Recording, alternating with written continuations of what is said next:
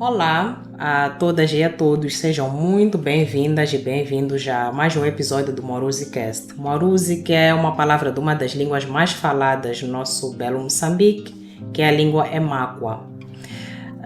Moruzi significa menina, donzela, rapariga, como queiramos chamar, mas simboliza também a força da juventude moçambicana. Portanto, hoje vamos falar de gestão menstrual com dignidade, informação, acesso e direitos. E para este episódio trouxemos cá uma pessoa muito especial e bastante experiente, com conhecimento de causa deste tema, que é a Cristina Brito. Muito bem-vinda, Cristina. Muito obrigada, Fulva. É um enorme prazer estar aqui. Obrigada a nós. Bom, a Cristina é formada em Administração Pública pela Universidade Eduardo Mondlane. Cristina trabalha como gestora de parcerias na Bigel. Vamos perceber muito bem hoje, durante esta conversa, o que é a Bigel. Vamos entender depois. Portanto, ela está na Bigel já desde 2019. Portanto, a Cristina coordena o desenvolvimento de parcerias dentro da instituição, parceria com ONGs, que são organizações não governamentais, empresas, com o próprio governo, agências das Nações Unidas, organizações de base comunitária, organizações da sociedade civil, setor privado, como já dizia, a nível nacional e internacional. Portanto, a Cristina liderou várias iniciativas no âmbito da promoção da gestão e higiene menstrual cá no país. Foi responsável por facilitar o processo de formação de 300 facilitadores a nível do nosso país e esteve também responsável num grande ganho desta organização, que é a Bigel, de trazer esta agenda da higiene e da gestão menstrual para 300 mil pessoas a nível nacional. Então, como podem ver, tem mesmo conhecimento de causa com relação ao que diz sobre este tema. Cristina, muito bem-vinda mais uma vez. Nós sabemos que este tema é um tema muito importante, mas que ainda traz assim algum receio de se abordar, não é? Às vezes até é mais fácil falarmos entre mulheres. Acho que a conversa vai fluir muito bem, ou fluiria normalmente, mesmo que a Cristina não tivesse esta parte técnica e a experiência de trabalho, né, profissional sobre o tema, porque é algo que nós vivenciamos, até porque já fomos meninas. Exato. Muito obrigada uma vez mais, Fulva, pela oportunidade de aqui estar. E parabéns pela iniciativa, é simplesmente muito bonita. E falar sobre este tema para mim é algo simplesmente incrível, porque faço com muito gosto, é parte da minha paixão, trabalhar com raparigas, com mulheres. E também engajamento masculino, porque não só abordamos essas questões com mulheres, porque menstruam, mas a comunidade no geral, porque o nosso principal foco é empoderar raparigas e mulheres. Então, esse empoderamento só acontece se toda a comunidade estiver engajada. Sim. Muito obrigada, Cristina. Bom, eu gosto de começar as conversas assim, às vezes baseadas na experiência, dependendo do tema. Eu acho que este tema é muito interessante e deve ter uma ligação, como somos as duas mulheres, deve ter uma ligação com a nossa experiência, não é?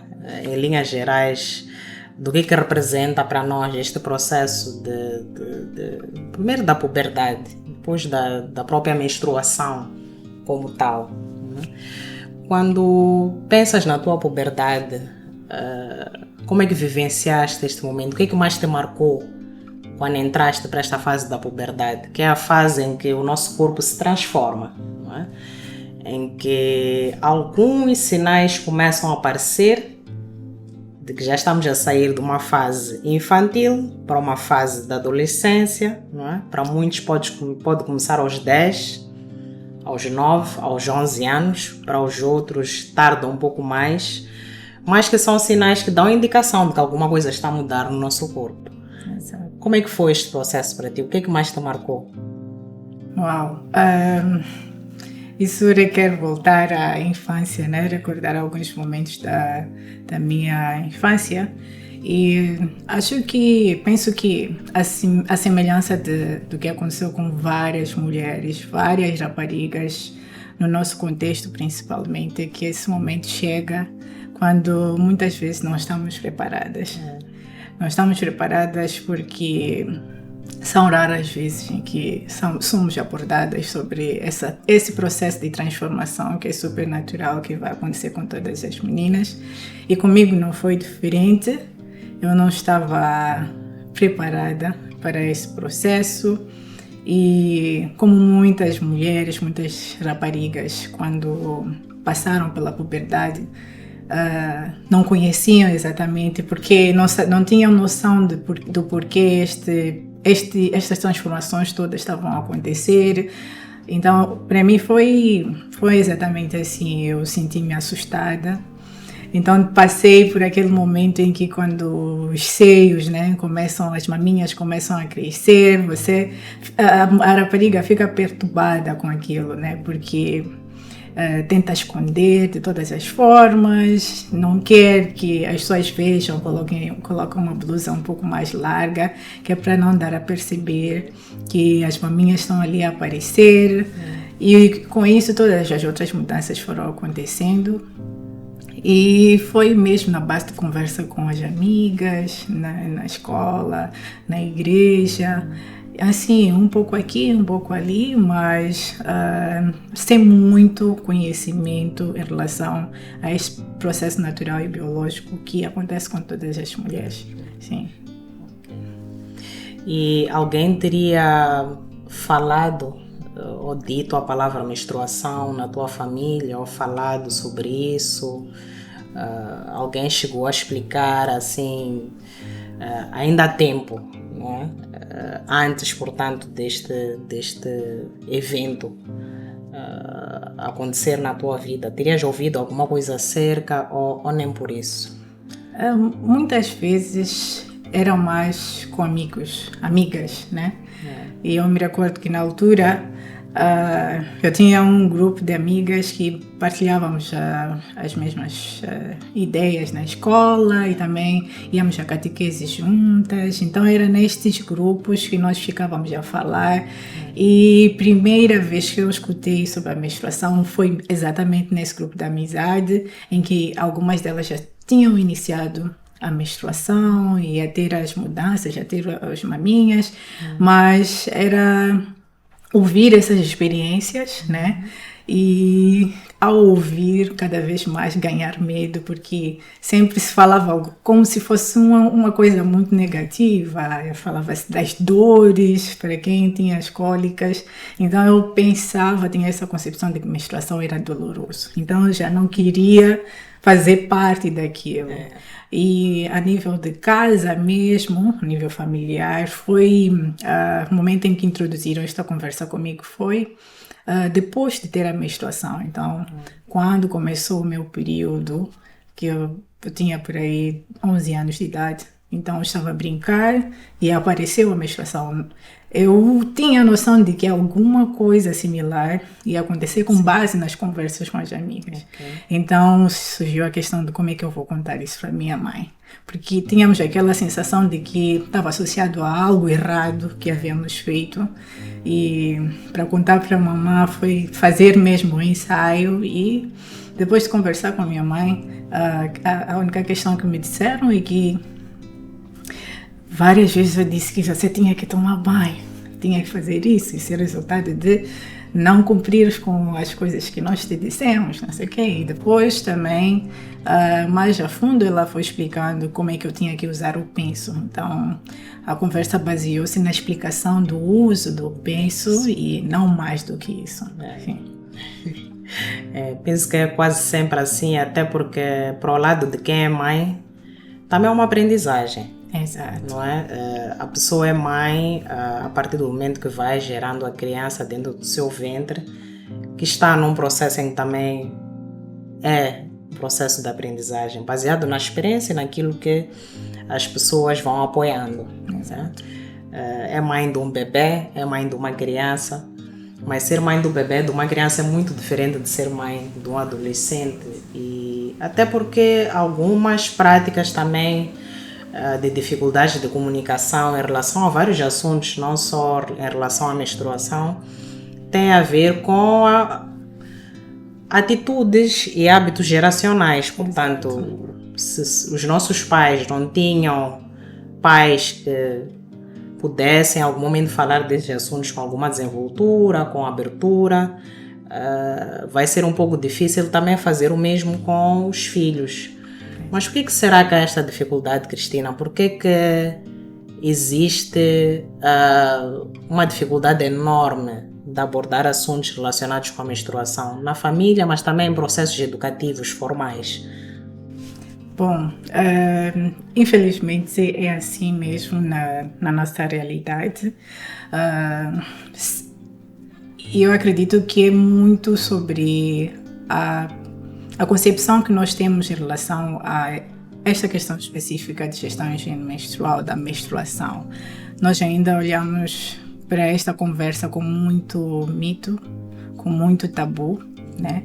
E embora vários esforços estejam a ser feitos por diferentes atores na comunidade, existam vários programas a serem desenvolvidos, isso é um tema bastante recente, né, que tem estado a receber bastante atenção nos últimos tempos, mas sempre foi voltado de muito mito e tabu. E isso é uma das grandes barreiras, né, que impede, né, que esta temática seja abertamente falada nas nossas comunidades. E como a Fuva mencionou, os hábitos geracionais são bastante conectados a isso, né? Os nossos pais, na altura, não receberam esta informação de uma maneira aberta, foi muitas vezes em códigos, tanto que os mitos e os tabus surgiram nessa perspectiva, né? Você não pode salgar a comida, porque se você salgar, alguma coisa de errado vai acontecer com as pessoas comerem daquela comida, mas na verdade o mito surge numa perspectiva de controle da natalidade. Esta era a forma que as mães das nossas mães tinham de controlar se a sua filha estava ou não a menstruar, porque elas sabiam que a menstruação significava que ela não estava grávida. Então, a partir do momento que ela não salgasse a comida por um tempo, já sabiam que era exatamente por isso. Então, foi neste âmbito que os mitos foram surgindo, mas sem muita abertura para falar em torno disso. E continuamos desta forma, embora vários esforços estejam a ser feitos. Mas acredito que seja muito conectado a esta questão de mitos e tabus. E no contexto atual, muitos pais, né, o estudo que nós realizamos com pais encarregados de educação, nos mostrou claramente que é sobre também não ter as técnicas de como iniciar esta conversa, porque não é uma conversa fácil, né? Os adolescentes agora têm muita informação, mas ao mesmo tempo não tem tanta abertura para uma conversa com o pai encarregado. Conversa mais nas ruas, com amigos, com primos, sei lá, mas com os seus pais este momento de abertura é difícil. Então os pais têm esta dificuldade de encontrar as técnicas de como iniciar esta conversa, tanto que nós, como na Pigel, na nossa abordagem, falamos que iniciar a falar sobre a puberdade é um passo, porque a puberdade te dá espaço de falar das mudanças e tudo mais, aos poucos, desde pequenino, e a partir daí se introduz a menstruação, que também é uma mudança que acontece no caso das raparigas. Então pode ser uma forma de iniciar a conversa. E a dimensão da privacidade, a dimensão do segredo, não é? Eu falo disto porque eu recordo-me que quando era assim muito pequena e tinha assim algumas primas, irmãs mais velhas que já tinham iniciado o período menstrual, nós nem deveríamos saber às vezes que esta pessoa já iniciou o período menstrual. Quer dizer, o processo de higienização, a forma como a pessoa fazia a gestão dos pensos usados e não usados, quer dizer, tinha que ser vedado de todas as outras pessoas que ainda não tinham começado. Porque em algum momento não, a pessoa tem que se preservar, porque já está numa outra fase, porque o sangue é sagrado, porque é algo íntimo, ninguém pode ver, ninguém pode ajudar. E às vezes até havia episódios de que uma colega de escola precisasse realmente de ajuda na casa de banho, mas fechava-se. Exato. Porque teve esta informação de que realmente não pode expor nem a situação de estar menstruada e nem tampouco expor os seus utensílios e produtos menstruais. Era tão engraçado, mas tão engraçado, porque havia um monte de meninas numa escola e que algumas precisam realmente do auxílio das outras, até para pedir um penso. A pessoa tem um receio, porque lhe foi dito realmente porque que não pode fazer a gestão diante dos outros. E quais são os efeitos disto numa menina que está a iniciar o período menstrual? O que isto representa? Terão feito um estudo direto com mulheres jovens, raparigas, no sentido de tentar perceber o impacto, desta gestão que não é colaborativa, portanto, não tem uma rede de apoio. Qual é o impacto disto? Bom, basicamente, esta questão de tornar a menstruação ou a gestão menstrual como uma questão muito privada, né? Acaba tendo estas consequências, e isso não é algo que partiu das próprias raparigas ou das mulheres. Os pais encarregados de educação orientam desta forma, e até mesmo essa privacidade pode se estender a eles mesmos, tanto que muitas vezes, quando a menina começa a menstruar, a rapariga começa a menstruar, há esta delegação de responsabilidade para tio, para tia, para fulano de X, uma senhora que vai ser contratada para falar sobre isso, e nunca os pais tomam este papel ativo de ser ele mesmo a informar, controlar a qualidade de informação que vai ser divulgada ou partilhada com a rapariga, ser ele mesmo a criar esse espaço de abertura para conversas em torno da menstruação, haver esse espaço de solicitar mesmo produtos nos pais, encarregados de educação, mas mesmo para a mãe é uma questão que é barrada, imaginemos para pais. Tanto que na nossa abordagem nós incluímos rapazes e homens, porque acreditamos que primeiro eles são atores de mudança, e segundo que eles serão pais no futuro. Então há necessidade de incluir essa explicação sobre gestão menstrual, pode ser dada com qualquer um deles, né? Tanto a mulher assim como o homem. No entanto, esta questão de privacidade, não ter acesso a esta informação, a esta explicação, acaba tendo um impacto extremamente negativo na vida desta rapariga, desta mulher, a partir do momento em que ela perde a possibilidade de ativamente participar de atividades diárias, exatamente por não ter acesso à informação e sequer a produtos. A informação de que o que está acontecendo com ela é extremamente natural e ela deve orgulhar-se disso. E pelo contrário, é sinal de saúde para ela. Então ela tem que se apoderar deste fenômeno tão brilhante que está acontecendo no seu corpo, e não há nenhum mal em participar das atividades. Muitas meninas são impedidas de salgar a comida, de ir à igreja, à mesquita, não estar em rodas de conversas com outras crianças, não são impedidas de ir à escola até por causa da menstruação, por considerar-se um fenômeno impuro, né? Isso não só em Moçambique, mas também em vários outros contextos que nós já tivemos a oportunidade de trabalhar. Falo de Angola, da Costa do Marfim, Gana. São dilemas com os quais as raparigas, no geral, no contexto africano, deparam-se. Então tem esta questão de se limitar, né?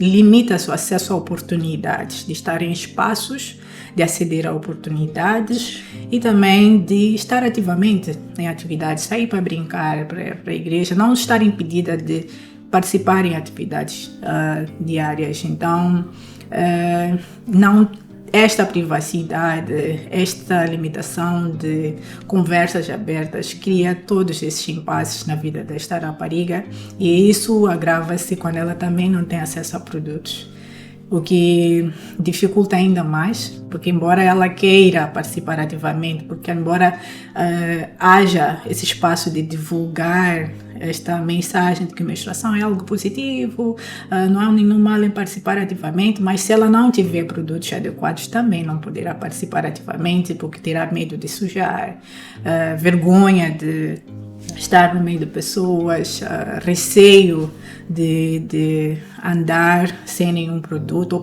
ou ter um produto que não é adequado. Então há necessidade mesmo de quebrar esta janela que se chama de privacidade, quando na verdade costuma ser um impedimento à participação ativa de raparigas e mulheres. Sim.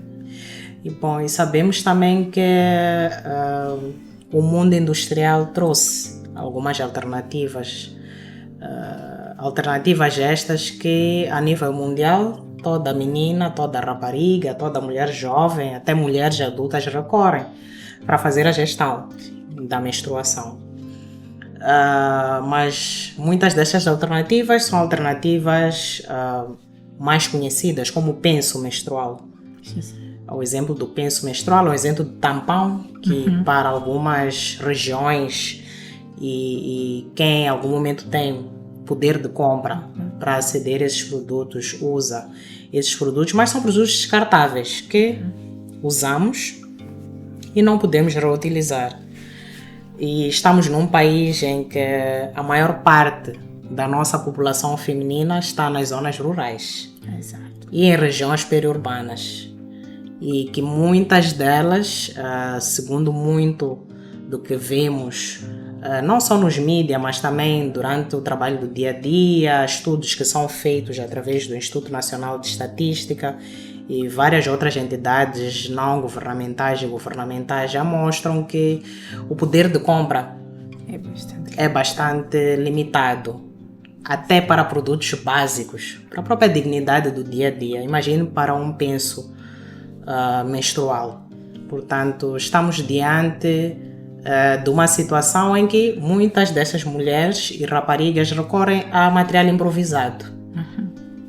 Material improvisado que muitas vezes, dependendo do fluxo da menstruação naquele mês e das condições em que este material é feito, isto limita a mobilidade, este poder de ir e vir. Portanto, sair de casa para realizar alguma outra tarefa, sair de casa para ir à escola, e acabamos também vendo desistências nas escolas. Portanto, muitas meninas não têm como ir à escola, sendo que esses produtos improvisados não estão seguros para ela poder se fazer a escola e poder estudar com alguma concentração. Que tipo de alternativas? Mas podíamos começar até com a Cristina a explicar-nos o que é a Big L. Falamos da Big L no início, acredito que toda a nossa audiência está assim expectante de saber, ok, Big L, ok, palavra inglesa. Ok, mas de onde é que vem esta Big L? Não é? Então a Cristina pode começar por contar o que é a Big L, como surge a Big L, como está a Big L em Moçambique, há quanto tempo está, mas precisamente também contar-nos que tipo de alternativas seguras, acessíveis, sustentáveis e reutilizáveis possam existir para em algum momento gerirmos esta menstruação de forma adequada. E quando digo sustentável e reutilizável é porque realmente há estudos que comprovam, e para quem tem acesso à internet pode verificar a nível do mundo, há muita coisa que é escrita, não é? Sobre o quão os produtos reutilizáveis se calhar possam ser mais eficazes, porque comprei uma vez, mas vou usar durante um período, e se calhar depois de 2, 3 anos posso comprar um outro produto e continuar a usar, aprendendo como se faz a higiene deste produto. Então pode contar-nos um pouco. Sei que temos aqui algumas coisas, estou a ver aqui a mesa muito bonita. E não é, a nossa audiência não está assim tão habituada, não é? A ter uma mesa recheada aqui deste lado, né? Então temos mesmo produtos aqui, vão ver daqui a nada o que é que temos. A Cristina também vai explicar um bocadinho do que é que temos cá na mesa. Bom, muito obrigada, Fuva. Começando por explicar o que é isso de Bigel, né? Bigel é, como a Fuva disse, é uma palavra, né? Uma frase, um nome em inglês que significa ser rapariga. E a Bigel é uma empresa social que foi criada em 2014 e com sede nos Estados Unidos da América. E ela foi criada exatamente porque no âmbito do trabalho que a fundadora, nesse caso a nossa diretora Diana Sierra, esteve a desenvolver em alguns países africanos relacionado a outras áreas. Ela é design industrial de profissão e numa das abordagens nas comunidades em que ela queria ter entrevistas com raparigas, verificou que raparigas não mostravam disponibilidade para estar naquele lugar. E por mais que ela providenciasse vários materiais, várias assistências, não conseguia entender por que as meninas não estavam a participar. Então, foi quando ela decidiu pesquisar e verificou que tinha a ver com a menstruação, porque algumas delas estavam a menstruar e não tinham acesso a produtos. E usando esta habilidade, esses conhecimentos dela na área de design, decidiu desenhar um produto, que é o penso. Então, ela trouxe o penso, né?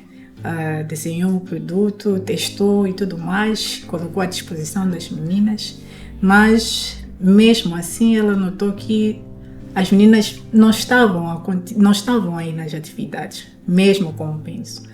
Então foi quando procurou mais a fundo saber por que as meninas não estavam a participar das atividades naquele contexto muito rural. E foi descobrir que era porque elas, apesar de receber o penso, não tinham calcinha para usar com o penso. Então foi a partir dali que esta lâmpada surgiu e ela decidiu apostar todo o conhecimento, todo o esforço para investir de verdade nesta área e estudar este problema e criar soluções para esta área específica.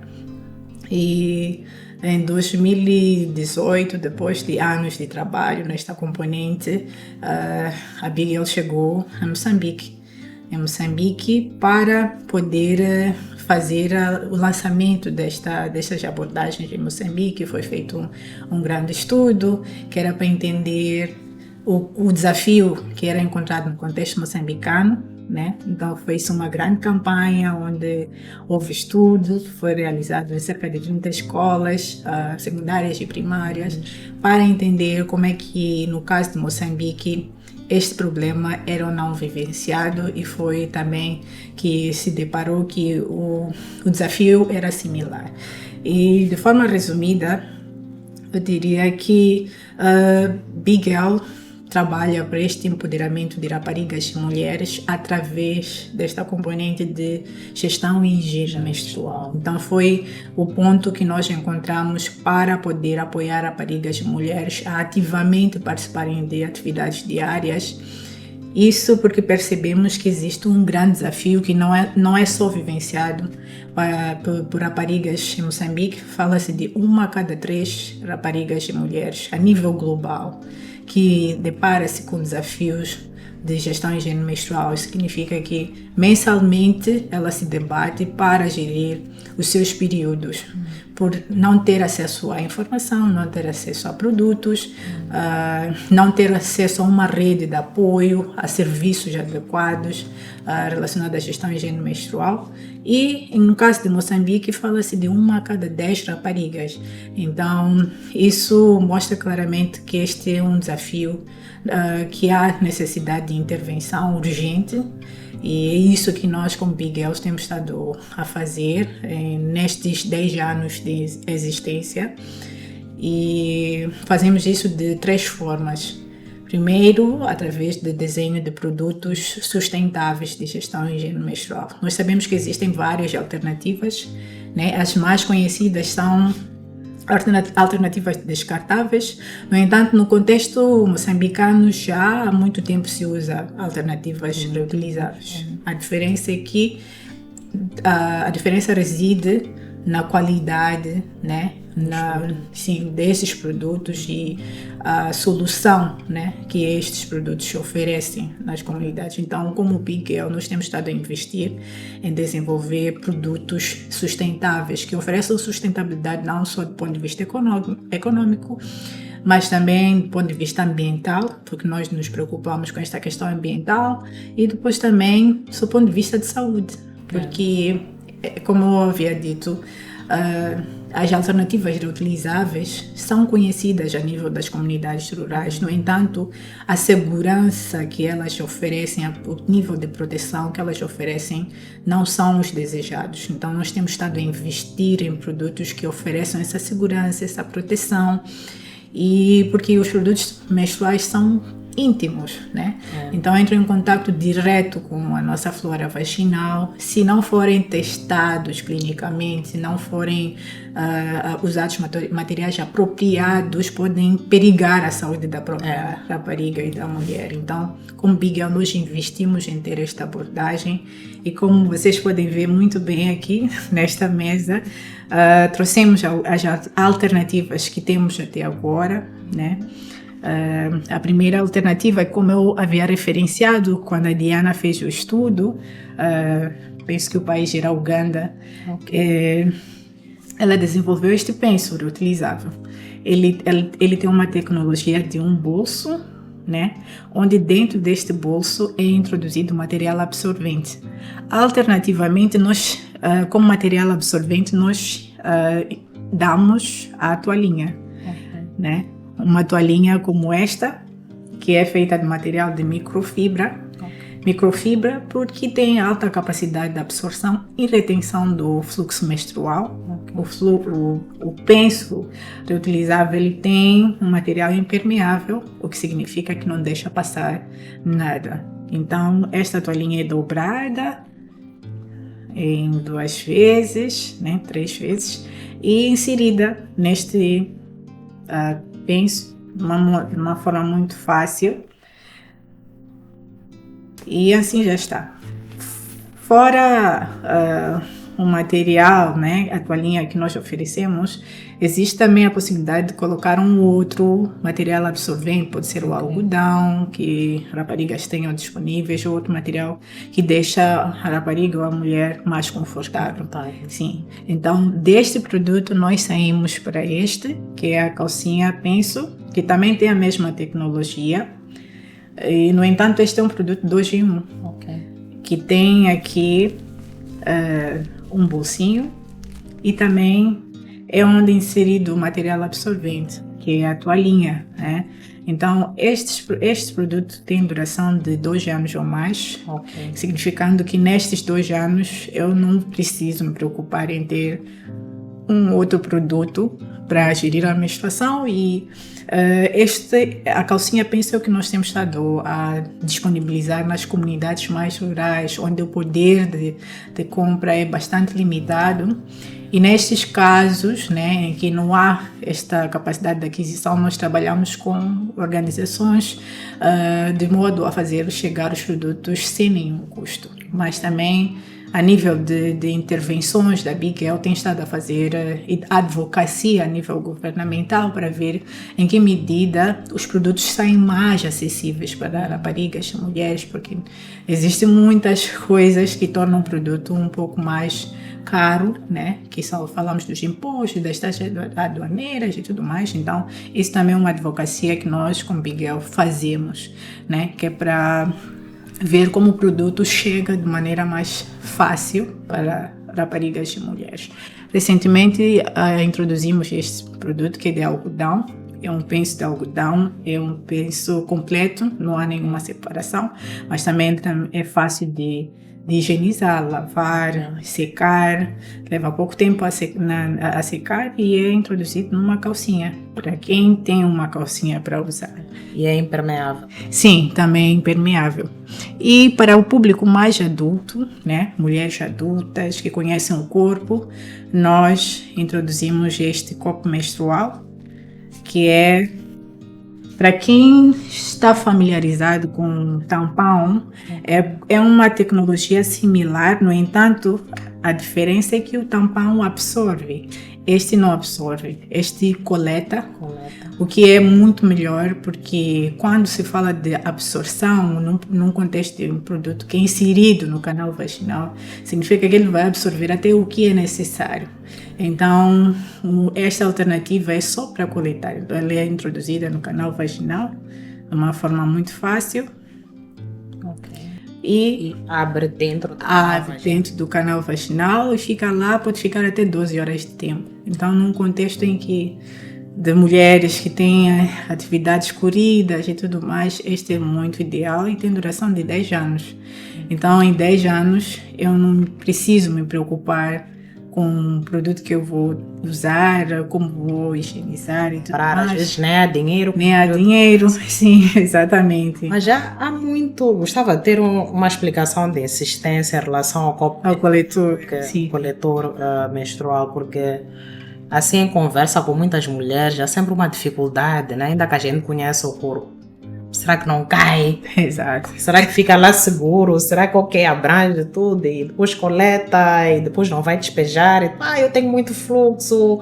Como é que funciona isto? Acho que é melhor tentar explicar melhor. Exato. Para tirar esta insegurança, porque realmente o copo é bastante sustentável. É super sustentável e também é super flexível, prático e também confortável. Embora muitas mulheres tenham esse sentimento de que inserir no canal vaginal e tudo mais, mas a ideia do coletor é, após inserido, a mulher nem sequer percebe que tem um coletor lá dentro. As mulheres que já usam coletor menstrual que falem, né? Porque a ideia é inserir e ele fica ali encaixado, porque o nosso canal vaginal é um tubo oco e tem um espaço que acomoda o coletor menstrual. Não há criação de nenhum outro espaço e não é suposto sentir dor ou incômodo. Se sentir algo incômodo é porque provavelmente não inseriu bem o coletor menstrual. E ele é fácil também de remover, assim que coletar o sangramento menstrual pelas 12 horas de tempo, dependendo do fluxo, né? Se tiver fluxo intenso, muito intenso, reduz o tempo de uso. Pode ser ele vai descendo automaticamente? Não, ele não desce, né? O que acontece é que depois de inserido, esta pontinha, ele pode estar visível, ela pode estar visível. Ou então pode subir um bocadinho. Então, no momento de remover, é só fazer uma pressão, né? Sim, uma pressão, ele desce um pouco. Depois eu insiro o meu dedinho, vou tirar, sim, despejo, lavo com água normal e esterilizo neste copo com água fervida, né? Por 5, 10 minutos e depois eu posso voltar a usar. Então, terminei, uso esta bolsa para guardar. O meu penso, posso guardar na bolsa, qualquer sítio onde eu guardo meus itens pessoais, eu posso guardar o coletor menstrual. Agora, nem contexto de emergências ou abordagens nas comunidades, este não é o produto que nós recomendamos. porque, como pode ver, ele deve ser inserido no canal vaginal, o que significa que tem que haver muitos cuidados em termos de higiene, né? Conhecimento em termos de gestão do próprio corpo e tudo mais. Nós sabemos que nestes contextos há muita limitação em termos de acesso à informação. Então, para abordagens com mulheres, inclusive nas comunidades, o coletor menstrual não é o produto que nós recomendamos, dada esta limitação de acesso à informação. Sim, por parte de mulheres, e para raparigas por serem novas. Nós sabemos que existem as meninas mais novas ou não iniciaram as relações sexuais, e também as questões culturais mesmo. Os pais não estão muito abertos para uma alternativas como essa. Então, este é um produto que nós temos para aquela mulher que quer testar um novo produto, né? Por escolha, que quer optar por uma alternativa como esta. Então, mas estas são todas as alternativas que nós criamos, que também é para dar o poder de escolha, né? Se eu quero penso, se eu quero calcinha, se eu quero coletor. Então há uma variedade que esta rapariga, esta mulher pode escolher. Mas em relação ao copo, eu creio que o acesso à água também em contextos de emergência pode ser um dos fatores. Se é preciso esterilizar, quer dizer, não é acesso só à água, mas acesso também de condições para esterilizar. Sim. Pode ser mais desconfortante, embora também o acesso à água dificulte tudo, mas com a provisão de água em algum momento pode facilitar a gestão. Mas em termos de calcinhas e pensos reutilizáveis, qual seria a quantidade ideal para uma menina conseguir fazer a gestão da menstruação durante aquele mês? Tudo bem. Para a calcinha, eu penso, geralmente a nossa recomendação tem sido de pelo menos 2 calcinhas, que é para poder fazer a troca. Enquanto uso uma, a outra está guardada ou está estendida, né, para secar. Os materiais da calcinha e do penso são fáceis de lavar, fáceis de secar. Em 30 minutos, no máximo 1 hora, seca os materiais. 1 hora num contexto em que não há sol, né? Mas em 30 minutos a calcinha seca. Então, isso dá a possibilidade de, com 2 calcinhas, ela poder fazer a higienização. Se houver condições, ela pode aumentar, mas isso será opcional mesmo. Sim, então... Em termos de produtos, esses são os produtos que nós desenvolvemos até agora.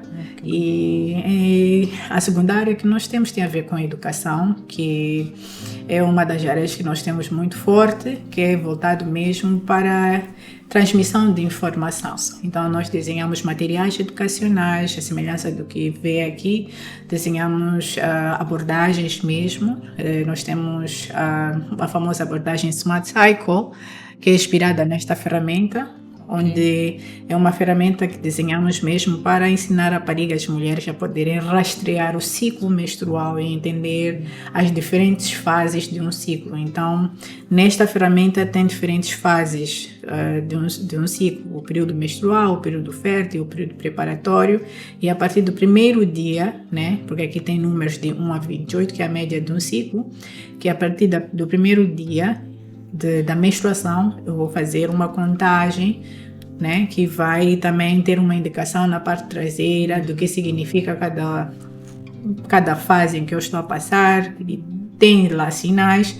Então, facilmente a rapariga vai conseguir dizer se o meu ciclo, quanto tempo leva o meu ciclo, se é regular, irregular, e com esta ferramenta eu consigo fazer esse cálculo. Muitas mulheres tem uma percepção de que tem ciclos irregulares porque não calha todos os meses no dia 5.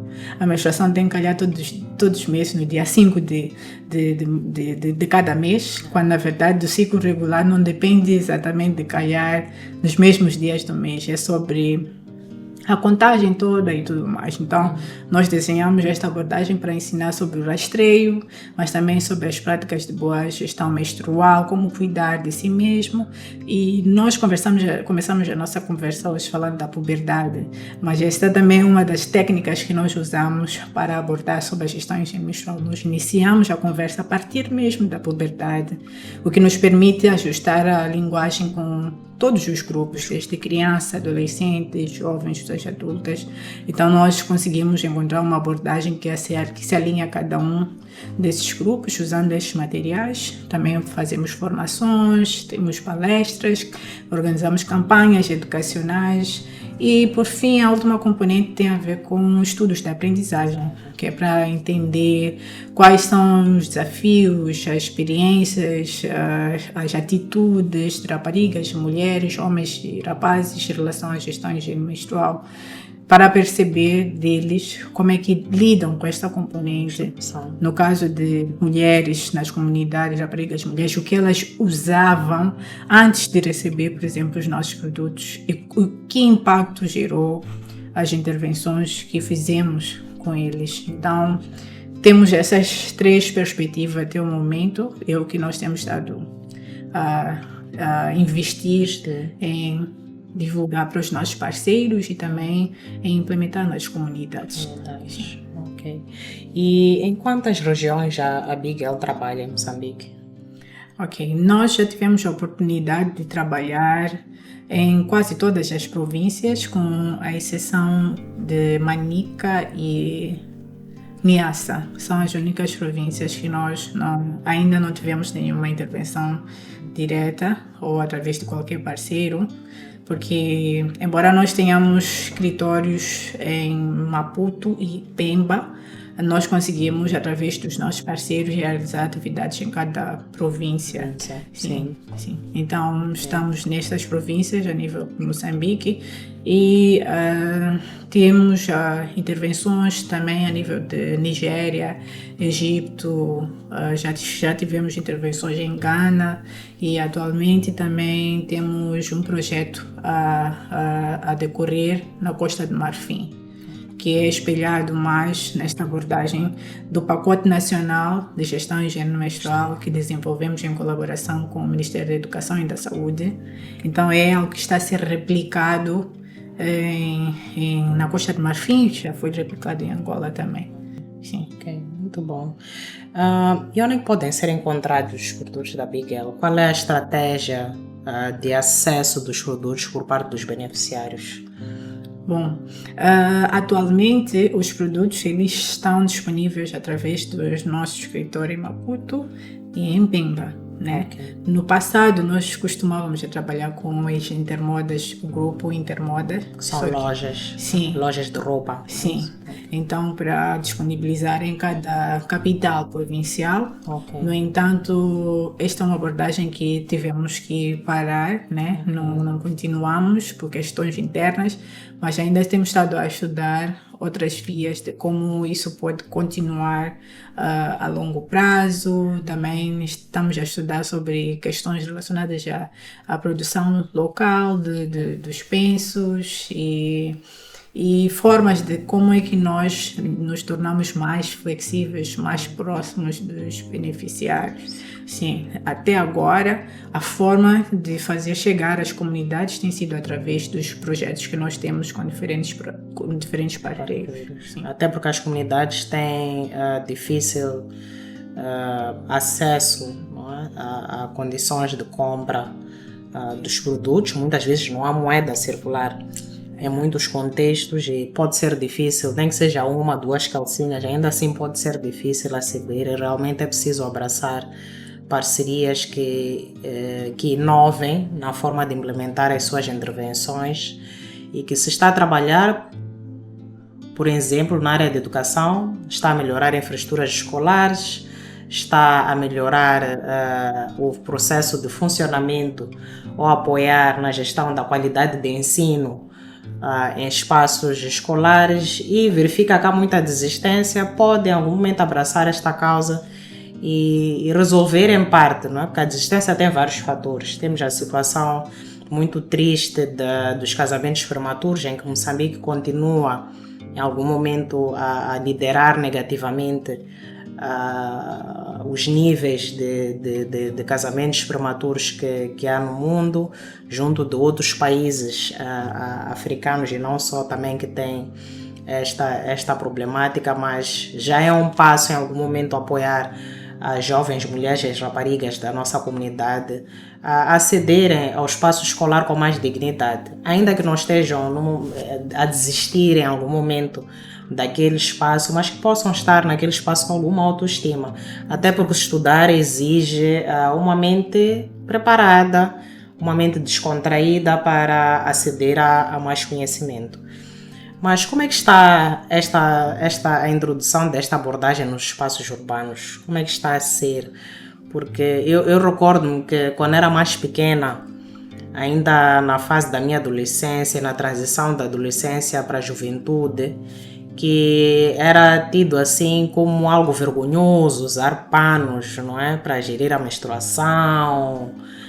Em algum momento era muito complicado, até porque quando se conversava, quer dizer, associava-se o usar pano a uma pessoa que tem dificuldades, não é? Dizia, uma menina que é mais pobre é que usa isto.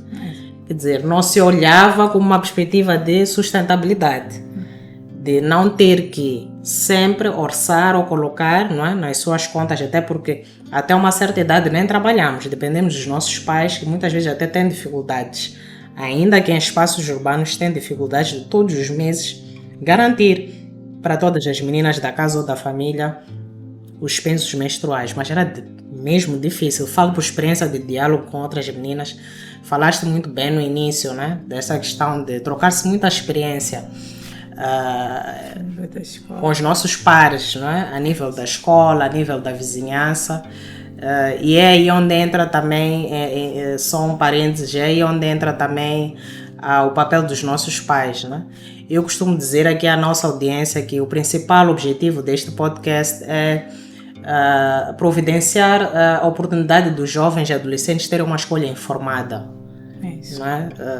Poderem fazer escolhas informadas, poderem ter acesso à informação certa e em algum momento liderarem, não é, aquilo que é a gestão da sua própria vida em diferentes vertentes.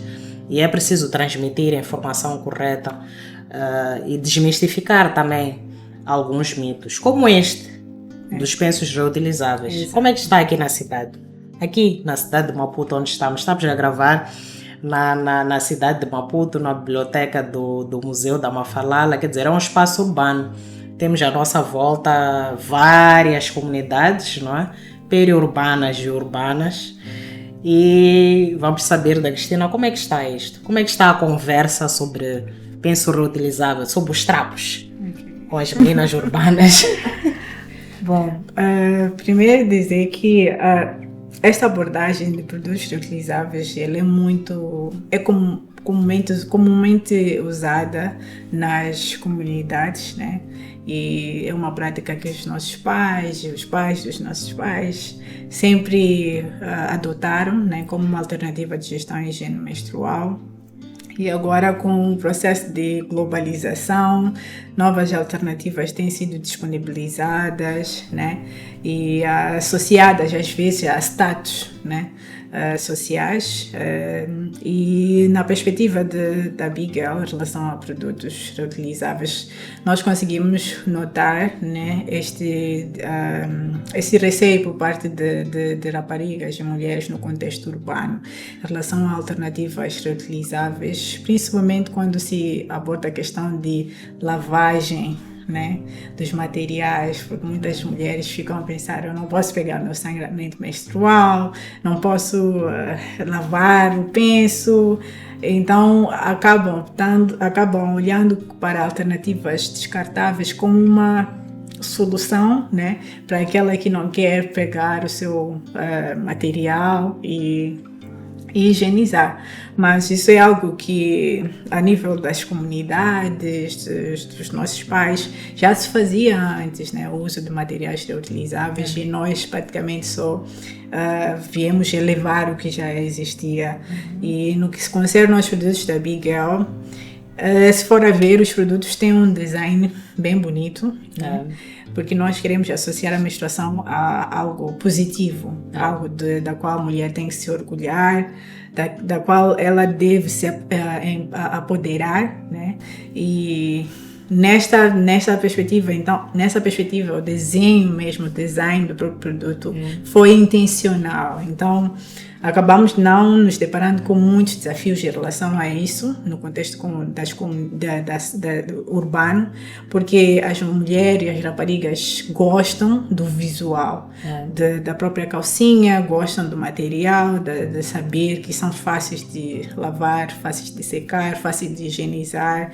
E na altura, os pais de nossos pais usavam mais o algodão, o material branco, que era extremamente difícil de higienizar, o que trazemos como diferencial e acaba engajando este público que, em algum momento, tem essa dificuldade de higienizar os seus produtos menstruais. No entanto, outra alternativa que tem sido muito aderida no contexto urbano são os coletores menstruais. Muitas mulheres, sim, são mais abertas a se desfazer dos mitos de produtos inseridos no canal vaginal.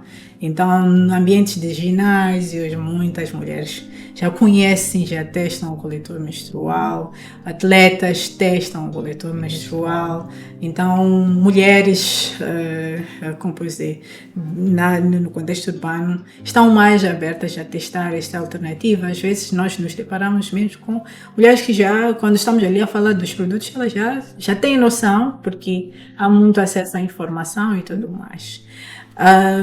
Talvez só trazer em relação à questão de mitos e tabus, embora o nível de acesso nas zonas urbanas e periurbanas seja maior, há essa necessidade de garantir que a informação é certa, é correta, né? Um estudo que nós realizamos aqui em Maputo e Zambésia nos fez perceber que, embora exista esse nível de acesso à informação, quanto a esta parte de gestão e higiene menstrual foi mais notável nas comunidades mais rurais, raparigas e rapazes já falarem sobre esta questão em relação ao contexto urbano. Isso, quando tentamos perceber, estava muito relacionado às práticas culturais. Nas comunidades tem os ritos de iniciação, ritos de boas maneiras. Nestes ritos abordam-se questões sobre higiene menstrual. Só que a dificuldade na qualidade da informação, porque muitas vezes se olha para a rapariga como se estivesse pronta para casar, para o lar, só que mais se aborda esta questão de higiene menstrual, o que é diferente no contexto urbano. As meninas falam mais entre si, naqueles grupinhos, mas a qualidade da informação já é deficiente. Então, há esta necessidade de acautelar certas questões em ambos contextos. O trabalho é grande em ambos contextos. E vocês têm recebido feedback, particularmente de raparigas que já tiveram acesso por alguma via aos produtos da Bigel? O que elas têm dito? O que melhorou na vida delas, no dia a dia da gestão menstrual com o uso dos produtos? Bom, como eu havia dito, nós temos uma terceira componente que tem a ver com a coleta de evidências, né? Estudos de aprendizagem. Então, esta é uma prática que nós temos internamente, de buscar saber quais são as mudanças geradas pelas nossas intervenções, no caso específico de produtos. Então, coletamos esses feedbacks de raparigas em relação a produtos, tanto no contexto urbano, assim como no contexto rural, mesmo em contextos de emergência, né, de reassentamento. Nós fazemos esses estudos e até agora o feedback tem sido positivo. No caso específico dos centros de reassentamento, muita boa recepção por parte de raparigas, dada a precariedade dos produtos que eles usam a nível das comunidades. Falo de capulanas, pedaços. Nós já ouvimos também mulheres que usam areia, cinza, peças tiradas das árvores para fazer a higienização. Então, o feedback tem sido bastante bom a nível das comunidades mais rurais, mas também a nível urbano. Então, o feedback tem sido bom e isso nos interessa muito, porque como nós somos uma empresa social, então a parte de impacto é extremamente importante para nós. Então, sempre fazemos essa busca de saber qual é a recepção que os produtos têm a nível das comunidades. E até agora temos tido bons feedbacks. Sim. E quando acedem às escolas, qual é o nível de informação que as raparigas com quem vocês têm contato nas formações? Eu sei que vocês vão às escolas, já tivemos muitas experiências, não é? Sim, sim. De trabalharmos juntos em várias iniciativas bastante impactantes. Como é que está a questão do acesso à informação nas escolas? Quando vocês abordam pela primeira vez nas formações este tema, é algo novo? É algo que as raparigas já sabem? Será que os professores e a direção das escolas conseguem em algum momento fazer este processo de passar este ensinamento, nem que seja de forma introdutória, né, para as nossas raparigas e rapazes nas escolas? Bom, falar desta questão tem sido rodeado de tabus e mitos mesmo em contexto escolar, né? Então, numa primeira sessão com raparigas, nós conseguimos ver de forma clara a vergonha, o medo, o receio de falar de forma aberta em relação a isso. E no estudo que nós fizemos em algumas escolas, nós conseguimos perceber que, embora no contexto escolar exista uma disciplina que aborde sobre essa questão, temos as ciências naturais e depois tem a biologia, este tema não é muito abordado na sua profundidade. Uma e outra recorda-se que falou-se do sistema reprodutor em alguma aula, mas se for para descrever o sistema reprodutor, não conseguiria finalizar essa descrição do sistema reprodutor, sobre a menstruação. Fala-se mais dessa forma muito ligeira às vezes, e por isso mesmo que nós temos estado a investir nos programas de capacitação junto de parceiros que incluem professores também. Os professores recebem essa capacitação? Sim, recebem esta capacitação, que é para poder falar de forma muito mais aprofundada em relação a esta questão de gestão e higiene menstrual, porque o contexto escolar ele é dentro de vários outros temas, então que não são muitas vezes captados nitidamente pelos alunos, talvez por estar rodeado de várias outras matérias, e também pela vergonha por parte de alunos ou também por parte de alguns professores em falar de forma aberta sobre isso. Então este é um trabalho que fazemos juntos de parceiros, do governo. Por acaso, este material, por exemplo, ele foi oficialmente lançado pelo Ministério como um material a ser usado em abordagem de gestão e higiene menstrual, e é o que tem sido usado para capacitar os professores a falarem de forma aberta em torno desta questão. A Abigail já, porventura, terá introduzido esta abordagem nos centros de formação de professores? Centros de formação. Já pensaram em introduzir, fazer este processo de advocacia para introduzir este tema nos centros de formação de professores como parte de um módulo de aprendizagem sobre como dialogar, não é, com as nossas crianças nas escolas? Já pensaram em fazer isto? Bom, para nós importa interagir com diferentes atores, né? E até agora a intervenção que nós fizemos foi a nível do Ministério da Educação e suas diferentes direções, né? No sentido de integrar isso em diferentes pontos de entradas, como escolas, centros de saúde, centros sociais, nas comunidades e tudo mais, mas não especificamente no centro de formação de formadores, de professores nesse caso, que é uma abordagem que vale a pena explorar, né, e ir diretamente a este grupo, né. No entanto, este é um material que está disponível para capacitar, né, qualquer grupo-alvo que tenha que haja essa necessidade, né, de transmissão de conhecimento para que possam replicar em diferentes espaços. até para em algum momento aprenderem a ter esta desenvoltura, até porque não são só professores, são pais também. São pais. Uma coisa é ensinar matemática, outra coisa é ensinar um tema com bastantes reservas, não é? De diálogo que já vem das nossas casas. Somos todos seres humanos e é um ciclo de aprendizagem.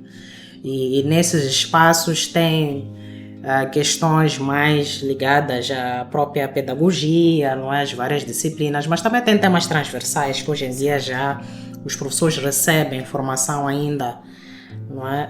A prepararem-se para lecionar, não é? E que em algum momento pode melhorar esta abordagem. Já estamos quase a fechar, mas tenho assim uma pergunta assim, final para fazer, que é com relação à coordenação multissetorial. Como é que a Abigail se insere na coordenação multissetorial de questões de saúde, educação e gênero? Como é que está esta articulação da Abigail com os diferentes atores? Até para, em algum momento, trazer esta abordagem como uma abordagem não só inovadora, mas também complementar a outras atividades que querem criar algum impacto social positivo. Exato. Com Abigail, como já havia avançado, nós acreditamos que para engajar, empoderar raparigas, mulheres, engajar a comunidade no geral em relação a este tópico, não é um trabalho que a Abigail conseguirá fazer sozinha. Então, nós sempre contamos com as parcerias com diferentes organizações governamentais, não governamentais, sociedade civil, setor privado, porque eles têm também uma forte componente de responsabilidade social que tem aberto espaço, né, para a inclusão de abordagens relacionadas à gestão menstrual. Organizações da sociedade de base comunitária são atores com os quais nós temos engajado, e não só, nós também nos juntamos a diferentes grupos multissetoriais. Falo de clusters que têm a ver com educação, com água, saneamento e higiene, saúde sexual e reprodutiva, violência baseada no gênero. Então nós nos juntamos a esses diferentes grupos que têm estado a discutir ativamente esta questão de empoderamento de raparigas e mulheres e também apoio da comunidade no geral. E este material especificamente ele também passou por revisão destes diferentes atores chaves, né, esses parceiros que têm em sua abordagem essas temáticas de alguma forma. Então, para nós, esta parceria com estes atores-chave são extremamente importantes. Com o governo de Moçambique trabalhamos muito com o Ministério da Educação, o Ministério da Saúde, o Ministério do Gênero, o Ministério de Recursos Hídricos, não sei qual é a nomenclatura atual, mas através do DINAS. Então, nós buscamos engajar com estes atores, que é mesmo para trazer estas abordagens nos diferentes programas existentes. Nós, como Abigail, olhamos a gestão de higiene menstrual como um ponto de entrada para essas diferentes temáticas que levam ao empoderamento da rapariga e mulher. Não tem como falar de saúde sexual e reprodutiva sem falar da menstruação. A menstruação marca o início da vida reprodutiva nas raparigas e mulheres. Não tem como falar de violência baseada no gênero sem falar sobre a menstruação, porque verifica-se através de estudo que este é um ponto de entrada para práticas de violência, né? Que mulheres sofrem violência exatamente por não terem acesso a essa capacidade de aquisição, poder de compra, se expõem a diferentes males da sociedade e para comprar os seus próprios produtos já podem se expor à situação de violência, né? E também não se pode falar de água, saneamento e higiene, WASH, sem falar de higiene menstrual. Não pode-se falar de empoderamento desta rapariga, tanto do ponto de vista econômico, antes de falar do empoderamento dela mesma em relação ao seu corpo. Como é que funciona o seu corpo? Como é que eu vou lidar em diferentes fases do meu ciclo com este meu corpo? Então, nós vemos espaço para a integração disso. Sim, então não tem como falar de empoderamento desta rapariga e em outras áreas se não começarmos pelo próprio corpo, a literacia corporal, né? O ela como mulher, como pessoa, né? Ela precisa entender, buscar essa autoestima. A autoestima começa a partir mesmo do conhecimento do corpo, questões básicas como a menstruação. Então, há necessidade de integrar esta componente em vários programas que os parceiros têm estado a desenhar. Vou dar um exemplo específico de integração num projeto de alimentação, por exemplo, com o Programa Mundial para a Alimentação.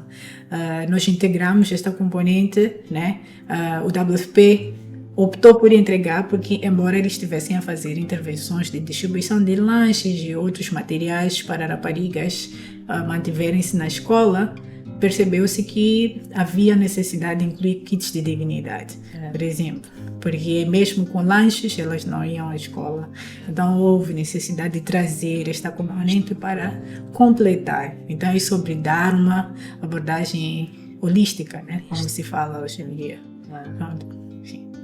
Até porque a orientação certa em algum momento fazer educação em sexualidade abrangente, falar de tudo que abrange a sexualidade. Exato. Cristina, muito obrigada.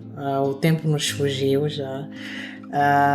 Mas gostava que deixasses uma mensagem para todas as mulheres jovens e raparigas que certamente estão a lidar com esta questão da gestão menstrual.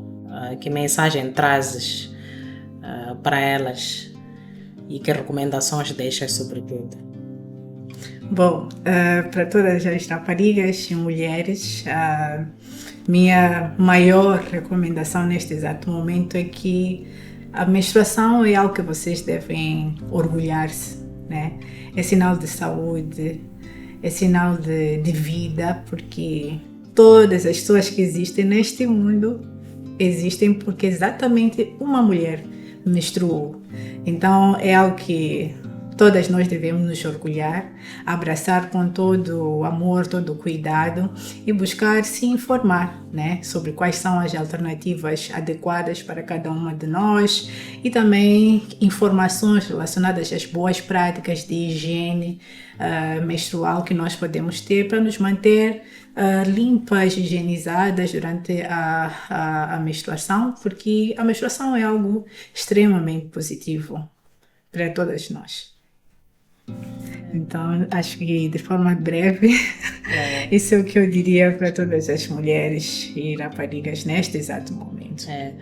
Muito obrigada mais uma vez, Cristina. Foi uma conversa muito rica e também muito inspiradora. Acredito que para todos que nos assistiram, digo todos porque nós convidamos também os rapazes e homens jovens a prestar muita atenção e aprender também desses temas. Traremos temas também para vocês. Sim, mesmo. Se sintam a parte deste processo, traremos sim, mas temas também que estão ligados às nossas relações, não é? Exato. As nossas relações como homens e mulheres dentro de uma sociedade. Muito obrigada mais uma vez pela vossa audiência, por estarem aqui conosco. Esperamos que este episódio tenha gerado muita aprendizagem e que possa garantir com que realmente façam escolhas informadas e certas, que consigam em algum momento tornar-se protagonistas da gestão das vossas próprias vidas e que a cada episódio possamos enriquecer os vossos conhecimentos. Este é o Maruzicast, que é realizado em parceria com o Museu da Mafalala e com a Associação Iverca, que desde já e sempre agradecemos pelo aconchego e por terem abraçado esta causa de fazer chegar várias mensagens importantes para todos nós. Muito obrigada. Não se esqueçam de subscrever a nossa página no YouTube com o mesmo nome, Maruzicast, seguir as nossas páginas do Instagram e Facebook e interagirem bastante com relação aos diferentes temas que nós trazemos cá e escutar-nos também no SoundCloud, e brevemente também voltamos com mais alguns espaços onde poderão aceder para poder escutar e assistir ao podcast. Muito obrigada e até mais.